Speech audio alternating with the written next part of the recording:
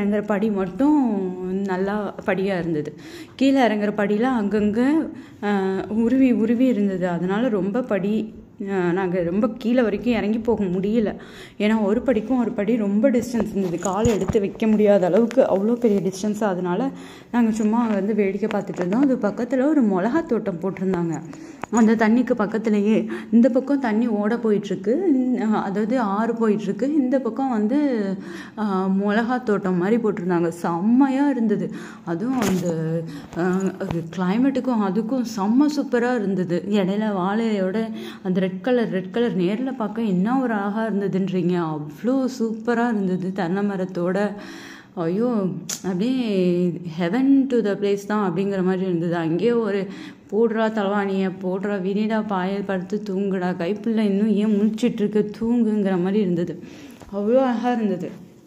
போகிற வழியில் எல்லா இடத்துலையும் போர்டு அங்கங்கே வச்சுருப்பாங்க. ஆனால் ரொம்ப மெயின் ரோட்லேருந்து உள்ளே ரொம்ப தூரம் போகணும். இப்படி போய் அப்படி போய் அப்படி போய் இப்படி போய் அதுக்குள்ளே தான் வந்து சுவாமி இருக்கார். ஒரு என்ன சொல்கிறது, அது பாருங்களேன், இந்த மரம்லாம் பறந்து விரிஞ்சு அந்த பக்கம் ஒரு டேம் மாதிரி கட்டிகிட்டு இருக்காங்க. இந்த பக்கம் தண்ணிக்கு போகிறதுக்கு பெரிய குளம்லாம் போட்டிருக்காங்க. எனக்கு இந்த மாதிரி இடம்லாம் பார்த்தா ரொம்ப பிடிக்கும். அப்படியே என்ன சொல்கிறது, சில்லிக்கோடு விளையாடணும் போல் இருக்கும். ஆனால் சில்லிக்கோடுலாம் இப்போ யாரும் விளையாட வரமாட்டாங்க. ஏன்னா எல்லோரும் ஃபோனை தான் பார்த்துட்டு உட்காந்துருக்காங்க. யாரும் ஓடி பிடிச்சி விளையாடுறது கூட வர மாட்டேங்கிறாங்க. ஓடி பிடிச்சி விளையாடுறதுக்கே ஆள் இல்லை. இப்போ ஓடி பிடிச்சி கண்ணாமூச்சி விளையாடுறது கூட அப்படி இருக்குது. அப்புறம் சரின்னு சொல்லிட்டு நாங்கள் கோவிலுக்கு திரும்பி வந்துட்டோம். வந்தோம் ஈவினிங் 4 மணிக்கு நட திறந்தாங்களா.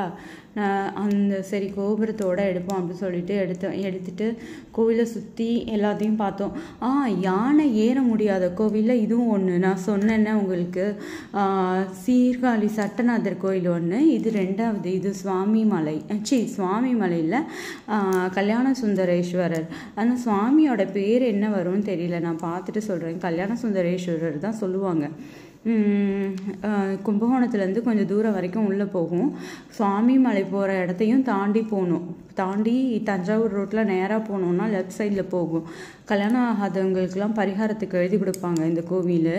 அதே மாதிரி படி குட்டி குட்டியாக பொடி பொடியாக ஏறி போகும். நக்குனியாக எவ்வளோ சிவன் லிங்கம் இருக்கார் பாருங்களேன்.